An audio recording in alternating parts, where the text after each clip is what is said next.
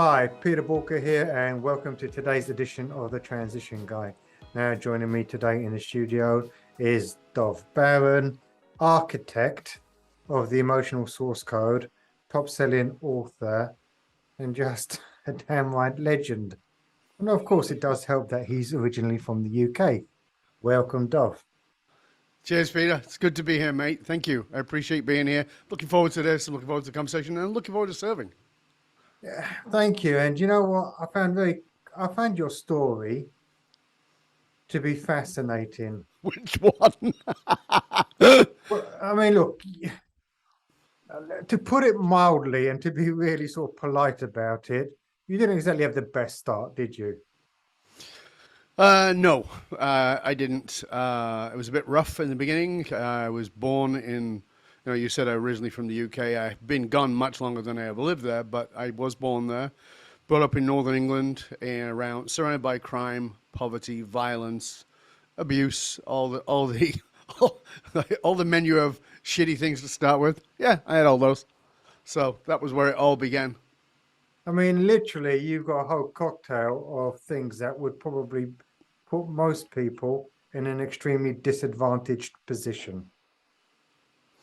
Yeah, I mean, I can remember being probably about 17, being in the pub in Monton Green, sitting around the pub with my mates and saying, "This sucks. I want out." And they're like, "Yeah, we're going to leave too." And I'm like, "No, I'm going." And they're like, "Yeah, we're going to go too.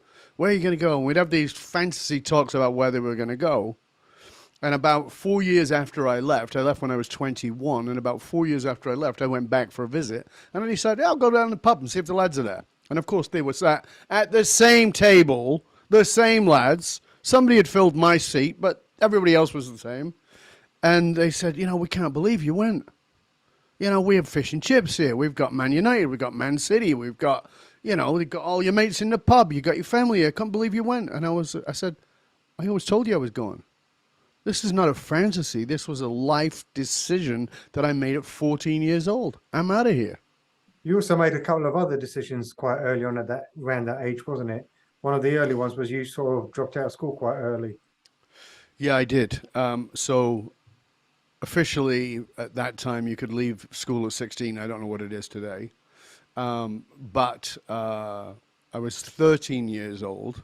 And I looked a little older than I was because I could grow facial hair. I left school because it was such a complete waste of time for me. I had an art teacher who constantly showed up on acid, which was great for me because I could skip classes, be in her class, and she'd go, "Weren't you here before?" And I was like, "No." And she'd go, "Oh, okay." So I spent hours in the art class because the only things I did were art and PE.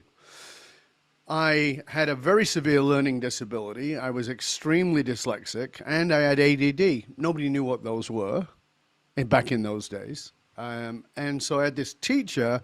One day, the English teacher was off, and a new English teacher, student teacher came in and said, "I need everybody to write an essay on this." And I, "Miss, what? I don't write essays." "Oh, what do you mean you don't write essays?" "I don't. The teacher doesn't have me do them." And I go, "Well, what do you do?" "I write poems." "Oh, okay." So I wrote a poem about the subject. And at the end, she said, "Stay behind." And I stayed behind. She goes, "Do you know you're dyslexic?" I was like, "Listexic? What's that?" The worst word in the world to give a dyslexic is dyslexic. How the hell do you spell that? Exactly. It was like, that is like the ultimate irony for dyslexic. So she explained to me what I had and that I was in a category of high intellect, high stimulus, high creative, but was having problems reading. Now, as move forward to today, I honestly don't know many people who've read as many books as I have. I'm a rabid reader. I read all the time, but I don't read a book at a time. I read 5 to 10 books at a time. I move from one to the other until I get what I need from each book. And that was an enormous disappointment for me, being at school and feeling like I was thick, being constantly told I was thick. But at the same time, I was extremely entrepreneurial. I'd started doing things, started building businesses, started getting out there, making money, cutting hedges, washing cars, saving up the money, trying to buy something to do something, not buy something to have, but buy something to do something. And so it was an obvious thing for me, like, this is a waste of time. And I went to my mum and I said, I'm miserable. I said, and the careers officer asked me what I want to be, and I said, an artist, because my art was in galleries when I was 11. And the careers counselor said, well, 1 in 100 make it, and 1 in 100 artists make money at it. And I was like, oh. So she said, find another career. And I wept. I cried. And I went home to my mom and I said, I got nothing. I'm sick at school, and I can't make it as an artist. And she said, well, there's other ways to be an artist. And I said, well, what? And she goes, well, I know this guy, Harvey. And I was like, okay, who's Harvey? And he used to be my hairdresser. And he was a very famous hairdresser. Right. Harvey and Rupert was like the Vidal Sassoon of Manchester at the time. And she knew him. And so she got me a Saturday job at 13. And by the time I'd been there 6 months, I lied about my age. I left. I went and worked there full time. And I did a 4-year apprenticeship in 10 months and started teaching in the academy at 15. I was in my element. I'd found an area of creativity and expertise. And I was also entrepreneurial inside of the environment. I was selling stuff, and they were like, oh, this kid's cool, right? So the system didn't work for me. I know the system can work, but we have to remember that the schooling system is designed for the industrial age. Yes, it was agreed. designed to make people go to work for 8 hours and do what they're told and then leave, right? They ring a bell. It's Pavlovian. They ring a bell, you go in the classroom, right? They ring a bell, you leave the classroom. They ring a bell, you go for lunch. They ring a bell, you come back. What are we, Pavlov's dogs? Yes, we are. We have a Pavlovian work sense. Doesn't work today. Didn't work then. It certainly doesn't work today. So what led you down the path to make different decisions? Because a lot of people that are dyslexic, they sort of resign themselves to the fact that they can't read, or they make the choice that they cannot read. Mm-hmm. They allow that belief to be reinforced, and they settle in life. Yet you chose not to settle. No, settling is death. Because my religion is right over my shoulder, as you can see it. My religion is curiosity. It's not a traditional religion. I am deeply curious, and I had to find ways to learn. And so finding ways to learn that didn't have books, didn't have access to too many either, was the driving force. So, for me, fortunately, growing up in the UK, I had BBC Two. My mother was constantly telling her friends that my kid, there's something weird with my kid. He watches University Challenge and he watches BBC plays and documentaries. And I was like, while other kids were watching fantasy shows, I was engrossed in documentaries. So I started to learn through visual learning. And it was that hunger. And I don't know if you remember, Peter, but there used to be a show on TV. You're a little younger than me, so you might not remember. But it was a show on TV called Connections with James Burke. Yeah. Do you remember that show? I recently interviewed him for one of my podcasts. He's in his 80s. He's amazing. And I told him, I said, you are the godfather of my curiosity. Because in Connections, he would show how this is connected to that and is connected to that. And as a result, today I'm a polymath. Today I study quantum physics, metaphysics, psychology, neurosciences, politics, etc. I study all those things, and I teach and guide people around those things. But that came from James Burke, and realizing that I could learn in a non-traditional manner, that I could learn through other means. Now, I did go on to teach myself how to learn and how to read, of course, but that was the choice, was like, oh, I can learn. Now, believe me, up until I was 26, I was completely convinced I was thick. My mother ingrained it. That was the question I was going to ask you, actually. Which point did that switch flick for you, where you realized that perhaps you're not what your teachers led you to believe? Well, the term, like I said, was thick. My mum said that, and I believed it. Just for our global viewers, thick is a UK terminology. For not very bright, right? We'll use that term. So I was, when I was 19, I went to my doctor and said to my doctor, I want to see a therapist. That's like, are you depressed? Nope. Okay. So they sent me to a therapist. Her name, wait for it, drum roll please, Dr. Dick. Honest to God, that was her name. I swear to God. I won't forget that because of that. And I'm in her office. I'm 19 years old. And she said, I see your doctors in here. I said, yes. She goes, are you depressed? No. Are you suicidal? No. Well, why are you here? There has to be more to life than this. And I don't know how to get to it. I don't know how to get out of my own head. I began my journey into therapy at that point, looking at my history. This was the greatest gift ever. And I was so repulsive to my environment. Like, you go to therapy, what are you? Are you mad? Like, you must be mentally ill or, whatever it was. You know all the terms, right, that we grew up with these ideas, this incredible stigma. But I didn't feel like I was broken. I felt like I didn't get the memo. I felt like there was something I had not learned. And I blamed it on being dyslexic, so that must be it. Well, I continued on that journey of being in therapy, kept learning more and more about myself. And at 26, that's when I went, oh. And how many years in therapy were you in for? I'm 64 now, so that's 45 years. And that's a really important distinction there. Because a lot of people think that therapy is just for a couple of sessions and that they're fixed. Most people do not join the dots that actually therapy is a lifelong journey into yourself and others. Well, they think they're looking for a Band-Aid because, let's be clear here, in the business world, we live in a goal-oriented process. So I'm getting to this goal. Okay, so what's the goal of me going to therapy? Me not to go anymore. Well, no. What's the goal of self-exploration? To discover more and more about myself. So, as you know, Peter, I work with world leaders, iconic leaders in business, athletes, entertainers, CEOs, very high-level entrepreneurs, all these people, and they're all seeing me for exactly the same reason. They're all going, what else is there? I got a Rolls Royce. I was talking to a guy recently, bought a Rolls Royce, 3 weeks later gave it back because he realized it felt great the moment I bought it, but now it's a car. I thought it was going to give me something. It hasn't. I bought the wife a new set of... I got myself a new Rolex. I bought a house here. I bought a yacht there. Why is something missing? Those are my clients. Not because there's something wrong with them. They're not broken. They realize they've been living in a very narrow frame, even though that frame looks glorious to the world. It doesn't have the depth. So we have success. We're pursuing success. That's great. But after success comes significance. And after significance comes fulfillment through legacy. That's the path. And I said, well, what's your legacy? And people go, well, I'm going to leave my kids this, and they'll have the house. And that's not a legacy. That's stuff.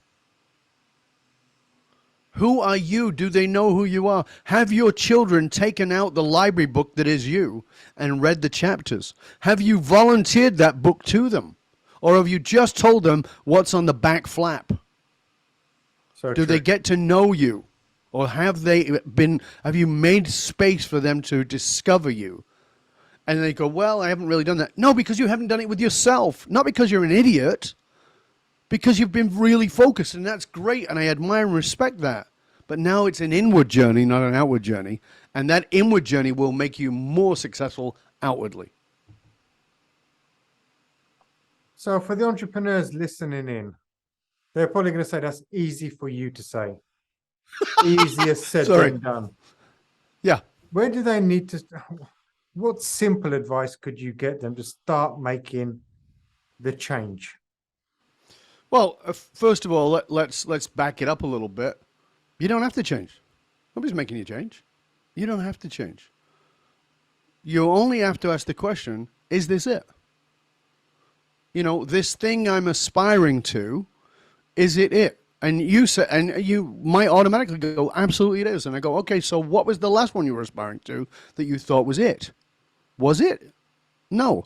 I just got to make $1 million. I'm going to be cool then. Well, I realize now that $1 million is actually 5 million. Well, I need 20. well, it'd be better when we can travel and we can, it's all I'll be happy when. It's postponement of your joy. So if you find yourself in that, then you've got to stop, you've got to pull back and go, okay, what do I really want? And by the way, I don't expect you to have the answer.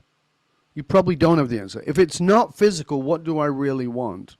And then say this, what's the most important thing to you? Now, you've probably done this work if you've done any values work. What's the most important thing to you? And you'll say, family. And I go, okay, define family.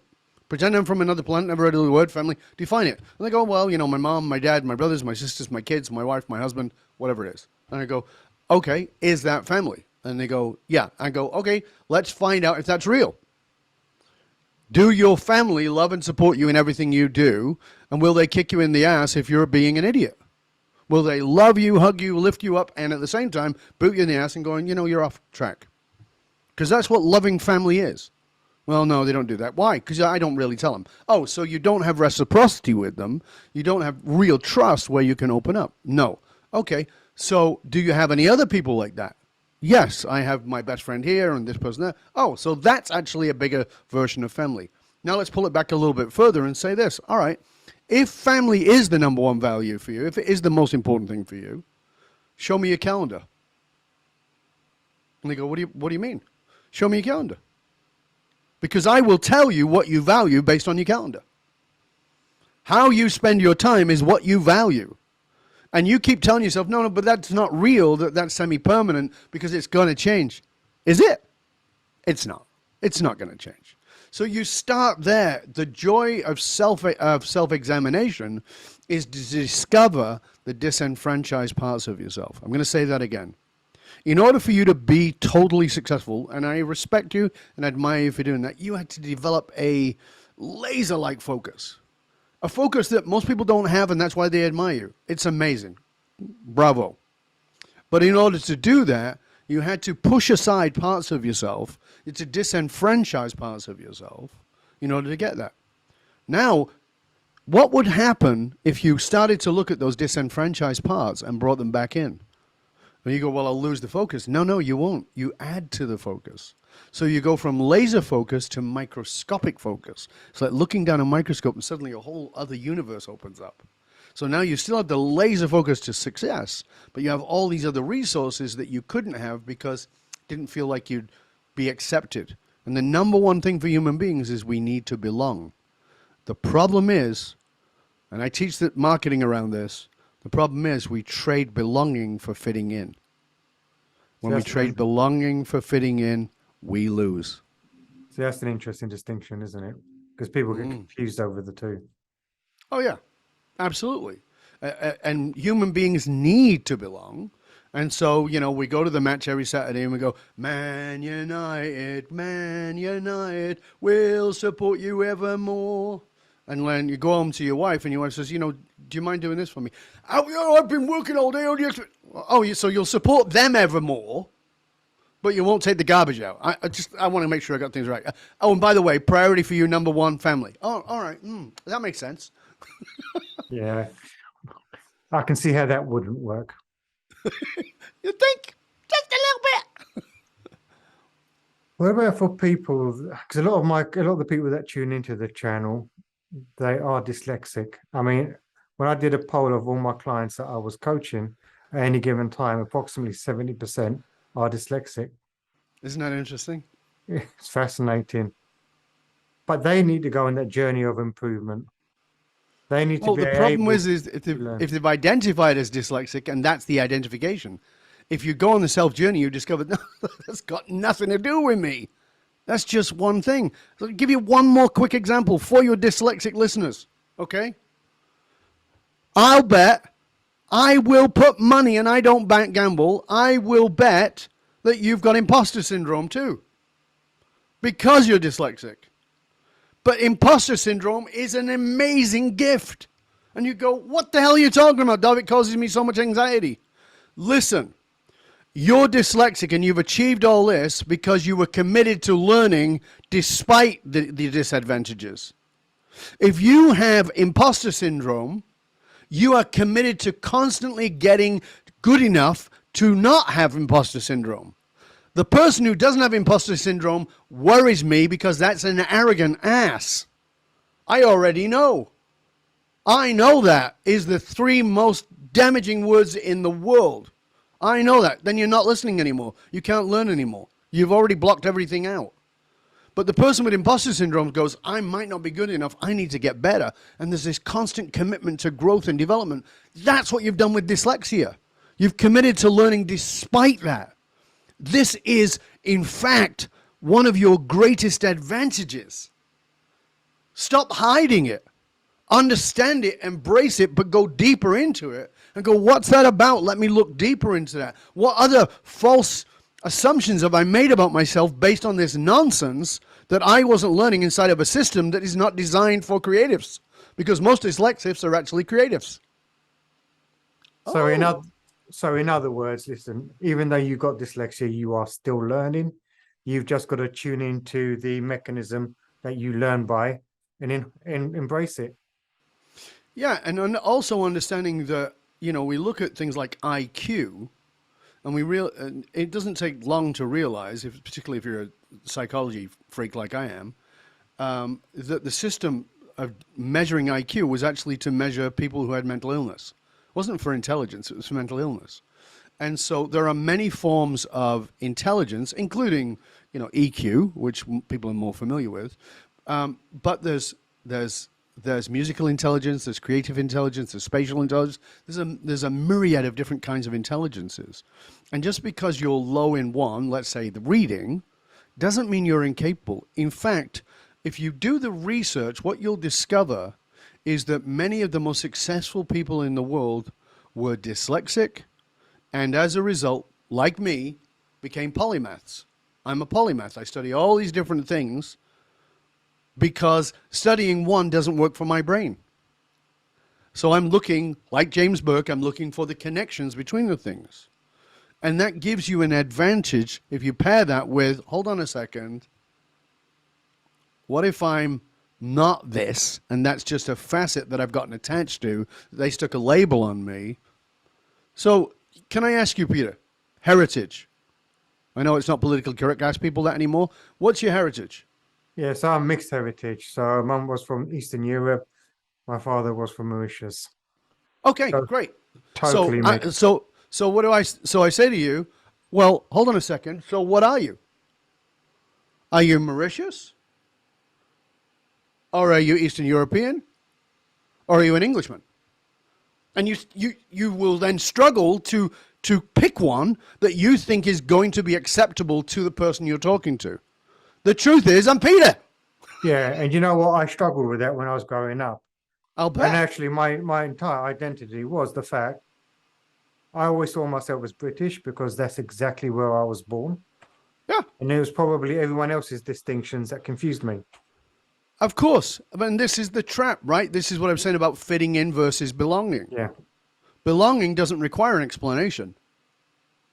I remember when I first moved to North America, and somebody said, where are you from? And I said, England. And, I was born in England, blah, blah, blah. This was before this is when I first went to North America, before I lived in Australia and Asia. So they said, oh, you're English. Yeah, okay. And then the conversation would move along, and I'd say something about being born Jewish. And they go, I thought you said you were English. I'm like, yeah? And they go, but how can you be Jewish and be English? Because Jewish is not a land. It's not a nationality, and English is not a religion. But that's the way people think. And so as a result, we try to distillate into a fine point about who we have to identify as. The truth is, you are a multifaceted diamond. And the world has asked you to polish a single facet and say, this is who I am. But the truth is, you're not that. You're so much more than that. And if you're just constantly looking out of the facet that says dyslexic, that's a very limited framework. Yeah. What about all the other facets you've got all the shit piled up on that you need to clean off and go, wow, look, I'm really creative. Look, I'm really caring and loving. Look, I really care about this. Look, I'm really interested in that. All these other facets of you are magnificent. They add to you. They don't take away. And maybe many in society have got used to the fact that if they hold on to that label, it will give them the perfect excuse for why they cannot achieve the goals that they perhaps wanted to achieve when they first started dreaming at a very early age. I think you're absolutely right. And I think this is one of the reasons for therapy, self-knowledge, but it's also the reason why, I talked about the people I work with, it's the reason why you have to get someone who can help you. A fish cannot describe water. It's impossible for you to be objective in your subjective reality. So the thing is that you've got these biases that are not true. They're not true at all, but you believe them, and I understand that. I'm not criticizing you for it. But if you allow them to become the excuses for not meeting your needs, then you're dead in the water. But you can't do that alone. You have to have people who can support you, who can understand you, and who can push you to not believe your own limited ideas about yourself. And that's probably the challenge, because a lot of people still think that by going out there and having to get help is a weakness in itself, not a strength. Absolutely. And so that belief that it's a weakness is a confirmation that they're weak. Yeah. So it becomes a weakness to believe it's weak. It's actually a strength to go, you know what? I need help. Like, just for a moment, stop and ask yourself, who do you know is really, really successful? And I'm not talking about just successful in a single area. I'm talking about, fulfilled they've all got mentors and guides. Tiger Woods was the greatest golfer on the planet.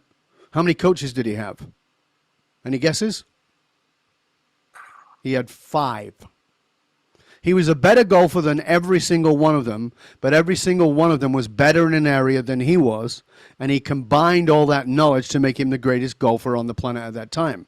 Now, you may remember Tiger Woods, and you may remember how good he was. Now, let me ask you this question.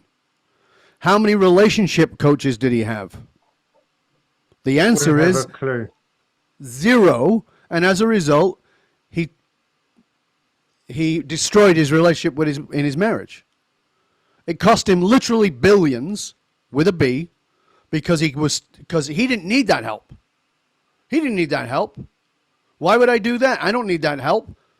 I get the help. I can justify it because I make money on golfing, but the other thing, forget it. Well, here's the simple question, Tiger, and everybody else as you listen. Who taught you?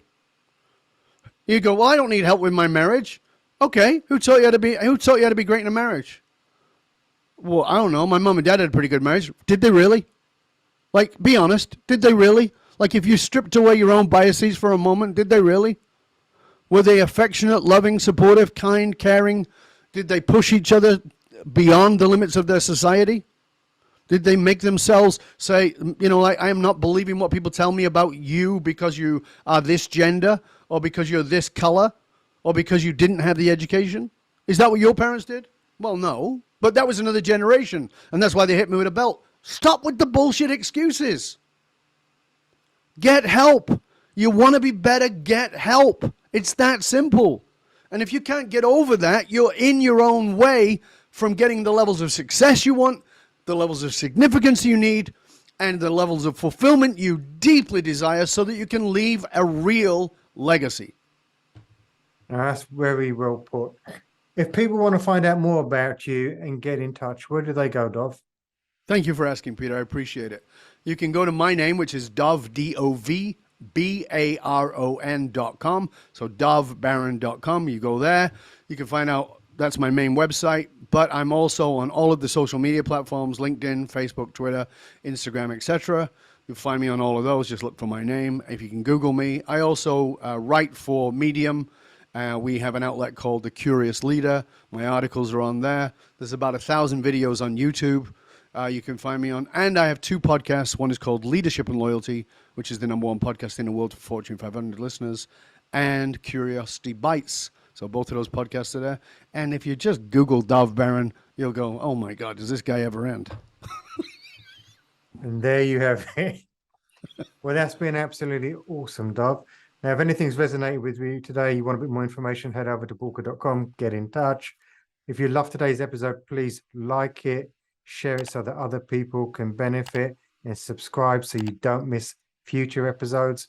Once again, Dov, thank you so much. You've been an amazing guest. Really appreciated your wisdom today. And remember, failing to learn is learning to fail. Thank you, Peter. It's been a pleasure and an honor. And I just want to say before we go, listen, if you've enjoyed this, this is not a one-way system where Peter puts in guests and shares all their knowledge with you. Like that's great. But don't hoard.